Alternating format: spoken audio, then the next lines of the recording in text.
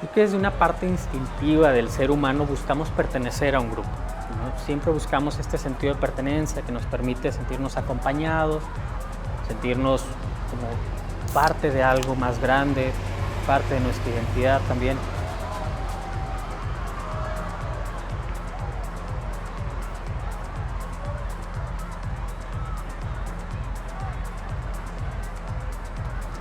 ¿Qué es la violencia? La violencia, por definición, es el ejercicio de fuerza para conseguir un objetivo o para poder dominar a alguien, obtener un beneficio de esa persona. Ahora, no necesariamente la violencia tiene que ver con los golpes o con el ejercicio de la fuerza física. Cada vez conocemos más la violencia psicológica, que es a través de la manipulación, la violencia emocional, que se da muy frecuentemente en relaciones de pareja o en relaciones de familia. Sí, definitivamente representa una desviación de las conductas socialmente aceptadas, ¿no? Y a mayor gravedad, pues definitivamente ya en ocasiones puede transgredir el límite de lo legal.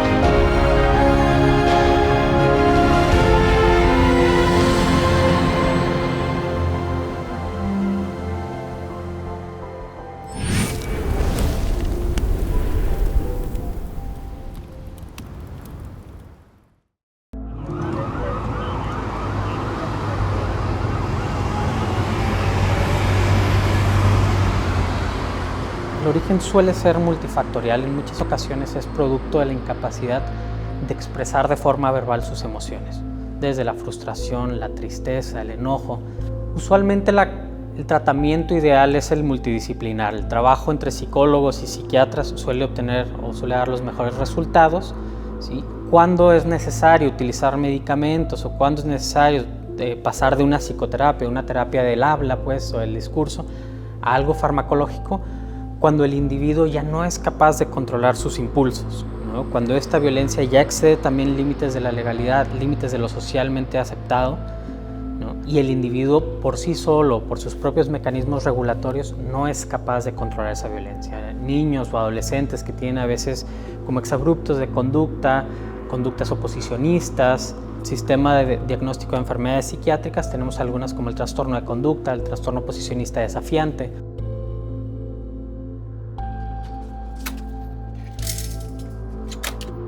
El origen de la violencia, de la conducta agresiva en el ser humano, tiene sus raíces en nuestro pasado remoto como especie, ¿no? El ser humano finalmente en algún momento pues fue presa, no siempre hemos sido depredadores. Entonces la conducta violenta es la respuesta a un estímulo en el exterior que me obliga a preservar o me lleva a preservar mi existencia. Pensemos en la época de las cavernas, ¿no? Andaba el ser humano en medio del bosque y aparece un tigre de dientes de sable. Entonces la respuesta violenta me permite garantizar la sobrevivencia, ya sea atacar o salir huyendo, ¿no? Al mismo tiempo este impulso agresivo pues nos llevaba también a la caza, ¿no? Este es el origen de la conducta violenta, agresiva, que permanece en nosotros como un instinto de supervivencia, como una forma de garantizar el éxito de la especie humana, ¿no? Todos los padres deseamos que nuestros hijos tengan una mejor vida, que les deseamos lo mejor, pero desafortunadamente les hemos facilitado mucho las cosas. Muchos no han batallado para lograr lo que tienen y eso los ha hecho sentir merecedores de algo que no tienen que ganarse. Tengo trabajando con alumnos de bachillerato, de preparatoria, tienen entre 15 y 16 años más o menos, y tengo trabajando con ellos 18 años. Existen problemas tanto de indisciplina, falta de interés en lo que son las actividades escolares, en su educación, son poco autónomos, Y también podemos ver mucho lo que es el bullying, el que algunos compañeros molestan a otros por diferencias de estética, por diferencias de creencias, por diferencias que pueden ser muchas. Ahora, en las cuestiones de bullying propiamente, también puede ser o se puede tomar por ciertas personas, las que ejercen este tipo de violencia, como una motivación a poderlo hacer, ¿no? El poder ver figuras de poder, artistas, políticos que ejercen bullying y se transmiten las noticias y recibe tanta aceptación en redes sociales, puede llevar a que las personas consideren estas conductas como válidas o apropiadas y que las empiecen a ejercer en sus medios, sea desde la escuela hasta ámbitos laborales. Desafortunadamente está esta idea de que el morbo vende y que la polémica vende, y hay muchos programas que siguen esa línea, ¿no? Como mencionabas, de humillar a alguien del elenco, o hacer burla de otro, hacer burla de un personaje con ciertas características físicas o ciertas características de conducta. Y lo que acaba provocando es eso, validar estas conductas, transmitir el mensaje que está bien burlarse de alguien o burlarse de cierta población. Ahora, afortunadamente, cada vez son más las voces que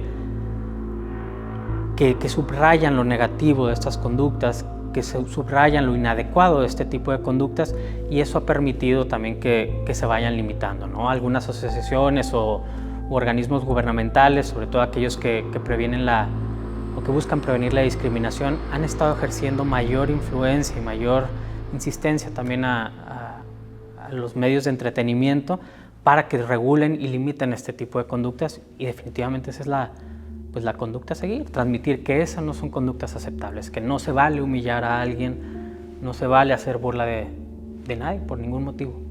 Si una sociedad no tiene amor, si el hombre no le tiene amor a su trabajo, si el maestro no le tiene amor a sus alumnos, no le va a importar la educación ni la formación. Ese tipo de relaciones son las que han hecho que se cambien los modelos, y esos dichos mal hechos, creo yo, como ese que dice, el que no tranza no avanza, y hay quien lo agarra de bandera. Es una justificación para él, sin embargo, es un sofisma, es una cuestión falsa. Vemos casos de gente que realmente siente el honor, y desafortunadamente vemos ahora modelos que deberían de tenerlo y que no son modelos adecuados, y los jóvenes de ahora dicen, mira, pues si fulano de tal, que es el que debería de respetarnos, no lo hace, yo ¿por qué lo voy a hacer? Las redes sociales tienen mucho potencial de ser una herramienta muy útil en cuestiones de salud pública, en cuestiones de salud mental. Desafortunadamente, el uso excesivo y la falta de regulación de estas empresas o de estas redes sociales impacta negativamente, ¿no? Se ha comprobado que mayor uso, por ejemplo, de Instagram o de otras redes sociales se asocia con mayores índices de depresión, y esto a veces tiene que ver con la imagen distorsionada que las estrellas de estas redes sociales transmiten a la población, sobre todo a la población más vulnerable, que son los niños o jóvenes que están en proceso de maduración, de consolidar su identidad. Entonces van obteniendo como ideas erróneas. Ahora, también suelen ser, en el sentido más negativo, herramientas de amplificación de ciertas conductas. Por ejemplo, existe una especie de fenómeno de contagio a veces cuando se consuma o hay una muerte por suicidio. Cuando se distribuye esa noticia de forma amarillista en las redes sociales, puede llevar a que personas que están pasando por una situación de riesgo para su integridad física se vean como motivados, digamos, por esta noticia para poder llevar a cabo una conducta suicida o para suicidio. O sea, también hay que revisar los temas emocionales, ¿no? Los temas psicológicos con el adolescente, pero pues al interior del núcleo familiar, pues te digo, también el tema de la naturalización de la violencia.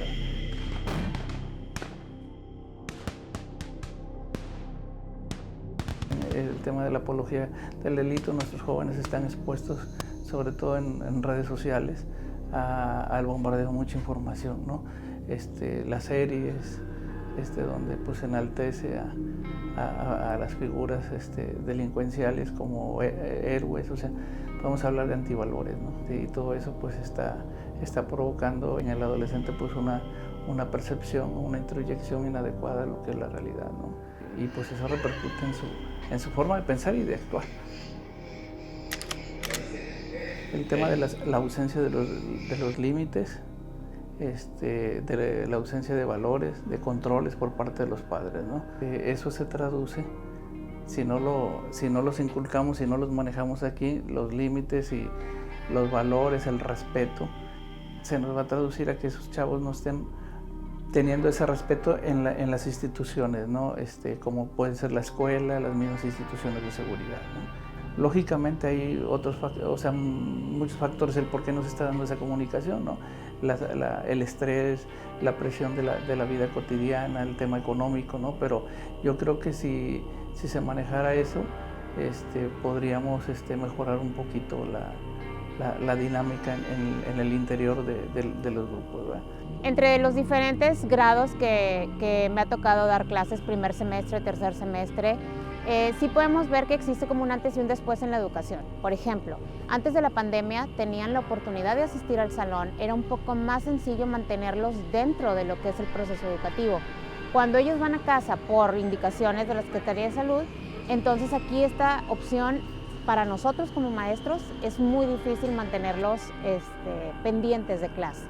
Ahora, el encierro, el hecho de que exista vamos a decir, la ansiedad de no poder salir, la ansiedad de no ver personas y de no sentirse libres, ellos cuando regresan al salón, pues obviamente este encierro les afecta, el convivir les es difícil y eso también genera choques dentro de los salones. El hecho de que se sientan inseguros, el hecho de que se sientan sin la posibilidad o la confianza de acercarse al joven de al lado, que al final lo conocen, entre comillas, porque lo conocían en línea. Entonces ahora que los ven de frente, pues ya la interacción cambia, es dura entre ellos. Y tú como maestro batallas un poco para que se integren a la clase, para que participen, para que no les dé miedo decir algo. Y ahora que regresaron y que están todos con ese miedo, con ese temor, pues obviamente tanto para la educación como para la convivencia, como para lo que ellos pueden aportar a la escuela, pues es cada vez más difícil. Yo creo que estos últimos años, desde que comenzó la pandemia, nos ofrecieron una visión de todo lo que puede pasar si no empezamos a abordar estas situaciones ya, ¿no? Esta falta de tolerancia, las opiniones que son distintas, esta tendencia a satanizar a aquellas personas que piensan distinto a nosotros, a violentar a aquellas personas que piensan distinto a nosotros. Todo esto se fue viendo durante la pandemia y se fue potenciando por la situación por la que estuvimos atravesando en cuestión de salud pública, ¿no? Ahora, de no atenderse, ya no solamente va a afectar al individuo, sino a todo el entorno como sociedad. Y hemos visto también, de nuevo, durante la pandemia, que los índices de depresión, de ansiedad, fueron aumentando exponencialmente, ¿sí? Y también el temor a expresar la opinión de uno, pues yo creo que fue aumentando también en estos últimos años como consecuencia, de nuevo, de esta tendencia a satanizar a ciertas opiniones, pero también esta tendencia a violentar a las demás personas que pudieran tener una opinión distinta o oponerse a lo que nosotros pensamos.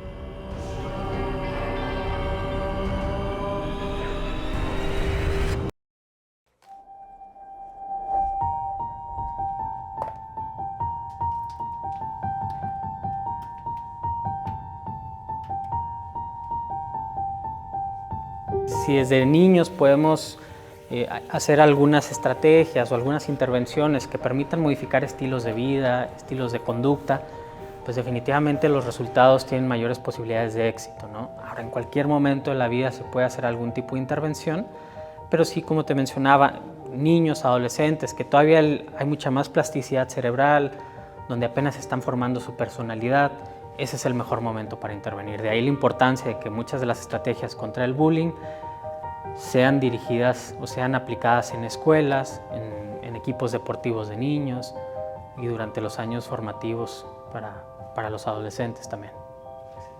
Es importante reconocer que en las diferentes etapas de desarrollo infantil el impacto es distinto y genera diferentes resultados. En un primer momento, el niño está concentrado en sí mismo, luego empieza a reconocer que hay seres afuera de sí mismo, que son mamá, papá, la familia cercana, el núcleo, y posteriormente su maduración lo lleva a estar listo para ingresar a la sociedad, ¿no? Que es alrededor de los 6 años.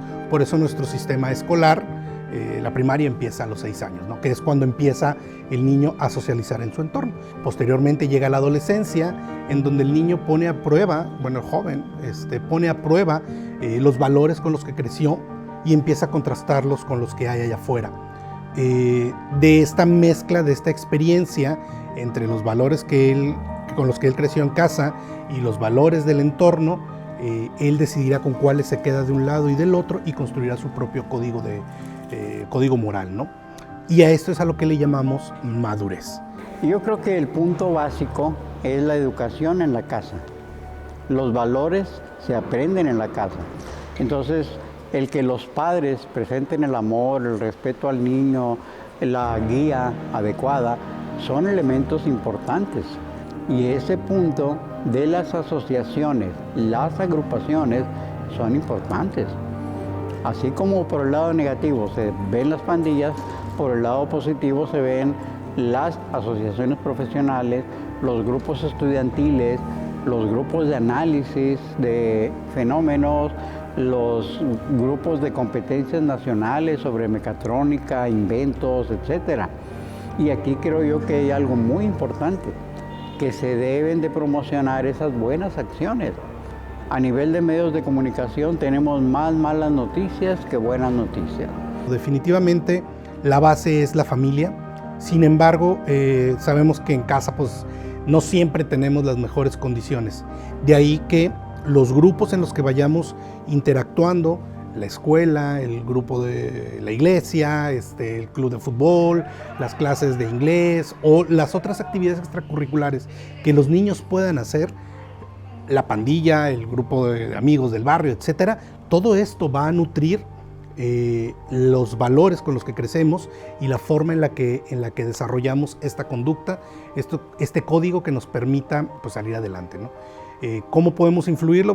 Pues definitivamente buscando que estos grupos sean grupos útiles, sean grupos nutritivos, que vayan fortaleciendo y que estén en la misma línea de lo que la familia está buscando. Esto es importante porque si no vamos a tener una disonancia entre lo que pasa en casa y lo que pasa afuera y entonces vamos a tener ahí una serie de problemas bastante significativos, ¿no? Las actividades extraescolares que pueden ayudar a que un niño tenga mejores resultados definitivamente son aquellas que tengan que ver primero con el trabajo en grupo, porque la colaboración es la base de nuestra sociedad humana. Trabajo en grupo pueden ser deportes, pueden ser actividades culturales, no sé, teatro, baile, cosas por el estilo, pero que tengan que ver con esta interacción con otros. Actividades individuales ayudan a que tenga autoconocimiento de sí mismo, por ejemplo, pintura, deportes individuales como la natación, artes marciales, etc. Pero las actividades en grupo favorecen de manera significativa que los niños puedan interactuar de una manera más saludable, ¿no? ¿Por qué? Porque el grupo organizado tiene reglas, tiene valores, tiene principios, tiene objetivos y todo esto orienta el comportamiento y modela el comportamiento. Le enseña al niño que hay cosas que puede hacer y cosas que no puede hacer, pero sobre todo le enseña cómo lograr los objetivos. Entonces las actividades en grupo siempre favorecen de manera sustantiva el desarrollo de estas actitudes, ¿no? De estas acciones, de estos valores, de estas conductas. Al mismo tiempo que premia, también castiga aquellas conductas que no son aceptables. Entonces ahí creo yo que esos sellos son experiencias comunitarias, experiencias grupales, de que los niños interactúen con otros niños y que muestren modelos prosociales, conductas que ayuden a los demás. Promover eso en los niños, por ejemplo, decir gracias, por favor, ser educados, respetar a las niñas, el tomar en cuenta al otro y la sinceridad de los padres. O sea, si el niño quiere algo y el padre dice, no te lo compro porque no te conviene. O sea, no te puedo comprar un celular ahorita, tienes apenas 8 años, aunque tus amigos lo tengan, no quiere decir que tú lo debes de tener. De hecho, una vez le preguntaron a una mamá ¿qué es lo más difícil de ser mamá? Y ella dijo, decir no cuando quiero decir sí, pero que sé que no les conviene y les digo que no. Es ese punto que va forjando los valores para generar tolerancia. En 1998 vino aquí a la universidad un conferencista, un economista internacional, y él dijo, el reto del próximo siglo es la tolerancia, y la tolerancia a la frustración. Estamos tan acostumbrados a obtener los satisfactores de manera inmediata que no soportamos la espera. Eso es lo que hay que ir enseñando. La violencia está ahí, es parte de nuestro día a día, es parte de nuestro ADN. Sin embargo, entre más herramientas de nuestra sociedad tengamos y más herramientas introyectadas en nuestra persona tengamos para responder a estos estímulos agresivos, violentos de nuestro entorno, mejor vamos a poder dar respuestas funcionales. ¿Qué es una respuesta funcional? Es aquella que no me mete en más problemas de los que ya tengo, que no me genera mayores problemas, sino que me permite darle una solución satisfactoria al problema que estoy enfrentando, ¿no? Los conceptos de valores y principios los podemos tomar en cuenta, los podemos definir como los principios son aquellos ejes rectores inamovibles y universales que rigen nuestro comportamiento. Por ejemplo, el respeto a la vida, el respeto a las cosas del otro. Estos principios pues son universales, están en todas las culturas y es lo que nos distingue de otras formas de vida que no son pensantes como el ser humano, ¿no? Los valores son propios de la cultura, son valores que nos definen a nosotros, por ejemplo, como mexicanos o como regiomontanos o como habitantes de la Ciudad de México, ¿no? Cada una de estas características, de estos valores nos hacen distintos y son aprendidos pues básicamente en casa, son aprendidos en la infancia a través del ejemplo. Esto es importante porque el ser humano desde su infancia, sus etapas primarias de desarrollo, pues aprendemos a través del ejemplo, a través de lo que vemos, de lo que oímos, de lo que sentimos. Si en casa tenemos ejemplos de respeto, ejemplos de comunicación asertiva, ejemplos de responsabilidad, pues es lo que son los valores con los que yo voy a crecer. Los principios están determinados por la sociedad, es decir, si yo vivo en una sociedad en donde no se permite robar, en donde no se permite matar, pues entonces yo voy a crecer con esto, ¿no? Pero si hay situaciones en el entorno social donde estas conductas son permitidas, son premiadas, se realizan y no tienen una consecuencia, pues entonces las voy a introyectar. De ahí la importancia que nuestros entornos para nuestros niños pues sean entornos saludables, sean entornos sanos, donde las reglas estén claras, donde las figuras de autoridad sean congruentes y que nosotros podamos transmitir estos valores, que las experiencias que tienen los niños pues sean experiencias nutritivas, experiencias que nos permitan formarnos de una manera adecuada.